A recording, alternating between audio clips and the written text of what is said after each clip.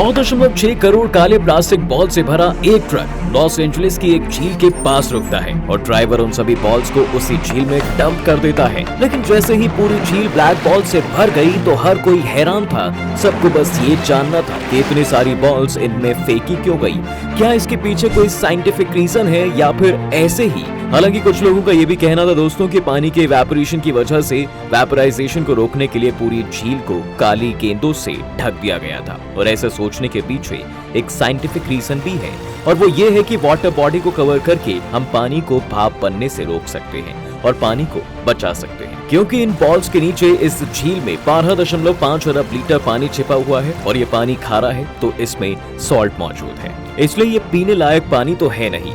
इतना सब पता होने के बाद अभी भी सवाल बना हुआ है कि आखिर क्यों इसमें करोड़ों प्लास्टिक बॉल्स को पलट दिया गया। तो इसका रीजन जो निकल कर आया वो काफी डरावना है, क्योंकि इस खारे पानी में ब्रोमाइड नाम का एक केमिकल एलिमेंट पाया जाता है जो अक्सर सभी खारे पानी में मौजूद होता है। नॉर्मली ये कोई खतरनाक एलिमेंट नहीं है, लेकिन जब ये पीने वाले पानी में स्टोरेज में चला जाता है तो इससे एक खतरनाक केमिकल प्रोडक्ट बनता है जो कैंसर की बहुत बड़ी वजह भी है। एक्चुअली कभी कभी ऐसा होता है कि इस झील से खारा पानी किसी तरह से साफ पानी वाले रिजर्वॉयर में चला जाता है, जिससे इसमें मौजूद ब्रोमाइड भी साफ पानी में मिल जाता है। और फिर जब साफ पानी को ओजोन ट्रीटमेंट करके घरों तक पहुंचाया जाता है तो ब्रोमाइड एलिमेंट दूसरे एलिमेंट्स के साथ मिलकर ब्रोमेट नाम का एक केमिकल कंपाउंड बना लेता है जो कि एक कार्सिनोजेन है। अब जब कार्सिनोजेन पानी के थ्रू ह्यूमन बॉडी में एंटर कर जाता है और इसकी वजह से फिर कैंसर होने का खतरा बहुत ज्यादा बढ़ जाता है। देखिए, खारे पानी को साफ पानी में मिलने से रोकने के लिए लॉस एंजलिस की उस झील में ब्लैक बॉल्स को डंप किया गया था। इसके दो फायदे हुए।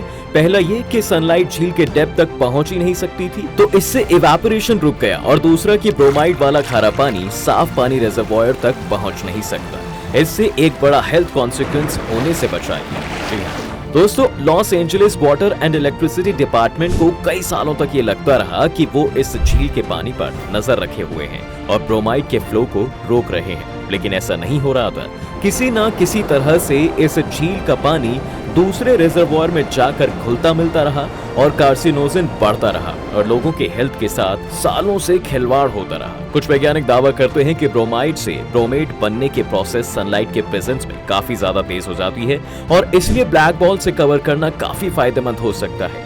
आपको बता दें कि इन ब्लैक बॉल्स को बर्ड बॉल्स भी कहा जाता है, क्योंकि एयरपोर्ट्स के पास जो भी वाटर बॉडीज होती हैं वहां पर बर्ड्स काफी ज्यादा तादाद में रहते हैं और उनको ही पानी पर बैठने से रोकने के लिए इन बॉल्स का यूज किया जाता है। आप जानते ही होंगे कि एयरपोर्ट्स पर प्लेन्स अक्सर टेक ऑफ और लैंड करते हैं और उस वक्त पक्षियों से टकराने का खतरा ज्यादा रहता है। अगर आप ये सोच रहे होंगे कि ब्लैक कलर के बॉल्स को ही क्यों यूज किया जाता है, तो मैं आपको बता दूं कि ब्लैक कलर सनलाइट को सबसे ज्यादा ब्लॉक कर देता है। 70 से 80% सनलाइट को ब्लैक बॉल्स पानी तक पहुंचने से रोक लेता है, जिससे घातक कंपाउंड ब्रोमेट के बनने की प्रोसेस करीब करीब रुक सी जाती है। अभी तो आप जानते ही होंगे कि सनलाइट के होने से पानी में ज्यादा क्लोरीन पैदा होने लगती है, इससे भी वाटर क्वालिटी बेकार होने लगती है। लेकिन जब इन बॉल से वाटर बॉडी को कवर कर देते हैं तो उसके क्लोरीन प्रोडक्शन भी कम हो जाता है, जिस वजह से रिजर्वॉयर में शैवाल भी नहीं बनते।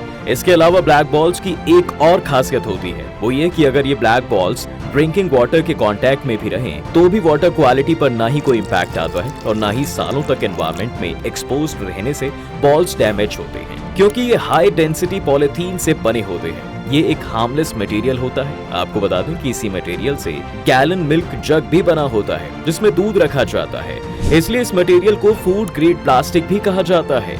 इन गेंदों को फैक्ट्री में बनाने के लिए कार्बन ब्लैक भी इस्तेमाल की जाती है। कार्बन ब्लैक के कारण ही ये बॉल सनलाइट में हमेशा रहने के बावजूद 10 साल से पहले खराब नहीं होते। वैसे कंपनी ने दोस्तों दूसरे कलर के भी बॉल्स बनाए थे, जैसे कि ब्लू, लेकिन जब उन बॉल्स की टेस्टिंग हुई तो पता चला कि ब्लू कलर के डाई 1 साल भी नहीं चल पाएंगे और इसलिए ब्लू बॉल्स को बनाने का आइडिया ड्रॉप कर दिया गया और फिर ब्लैक बॉल्स ही बनाकर यूज किए गए। वाटर रिजर्वॉयर में जब ब्लैक बॉल्स डंप किया गया तो उसके बाद बहुत से लोगों ने ये सवाल रेज किया कि धीरे धीरे मटेरियल ब्लीच तो नहीं करेंगे। इसका मतलब कि क्या सनलाइट के प्रेजेंस में बॉल्स में मौजूद मटेरियल्स किसी दूसरे मटेरियल से रिएक्ट करके कुछ और तो नहीं बनाने लगेंगे, क्योंकि ब्लैक मटेरियल सनलाइट को बहुत ज्यादा अब्सॉर्ब कर लेता है और फिर गर्म हो जाता है। लेकिन कंपनी ने क्लियर कर दिया कि ये सारे मटेरियल्स इनर्ट हैं, यानी कि किसी से भी रिएक्ट नहीं कर सकते, ये सिर्फ नष्ट हो सकते हैं और वो भी 10 साल के बाद।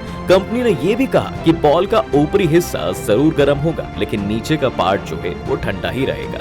इसके अलावा बॉल में हवा भरी होती है जो इंसुलेटर की तरह काम करती है और सन की गर्मी को नीचे पानी तक पहुंचने से रोक देती है। इससे झील का पानी ठंडा ही रहता है और इसका वाष्पीकरण नहीं होता। लॉस एंजलिस, जहां का क्लाइमेट ड्राई रहता है, वहां के लिए शेड बॉल से बेहतर कोई विकल्प नहीं है। ये बॉल्स कॉस्ट इफेक्टिव भी हैं, क्योंकि 3 ब्लैक बॉल्स के लिए सिर्फ $1 पे करना पड़ा। और इससे भी अच्छी बात यह है कि ये मटेरियल रिसाइकलेबल है, जिसका मतलब ये हुआ कि 10 से 12 सालों तक यूज करने के बाद इसे रिसाइकल कर दूसरे कामों में लाया जा सकता है। बॉल्स को इतना ज्यादा हार्मलेस बनाया गया है कि इसे चबा लेने पर भी हमारी हेल्थ को कोई नुकसान नहीं होता, तो पानी को कवर करने के लिए ये परफेक्ट है। यहाँ तक कि अमेरिका के स्विमिंग पूल्स और ड्रिंकिंग वाटर रिजर्वॉयर से इवेपोरेशन को रोकने के लिए भी इन शेड बॉल्स का यूज किया जाने लगा है। कुल मिलाकर ब्लैक बॉल्स को लेकर ये कहा जा सकता है कि लोगों को कैंसर जैसे घातक रोगों से बचाने के साथ ही साथ ये कॉस्ट इफेक्टिव और एनवायरमेंट फ्रेंडली भी है। दूसरे भी देश इस मेथड को यूज कर सकते हैं और ड्रिंकिंग वाटर के इवेपोरेशन को कम खर्च में रोक सकते हैं। खैर, इस वीडियो में फिलहाल बस आज के लिए इतना ही। अगर आप हमारे चैनल पर पहली बार ये वीडियो देख रहे हैं तो चैनल को सब्सक्राइब करके बेल आइकॉन को प्रेस करना ना भूलें। वीडियो देखने के लिए आप सभी का बहुत बहुत धन्यवाद।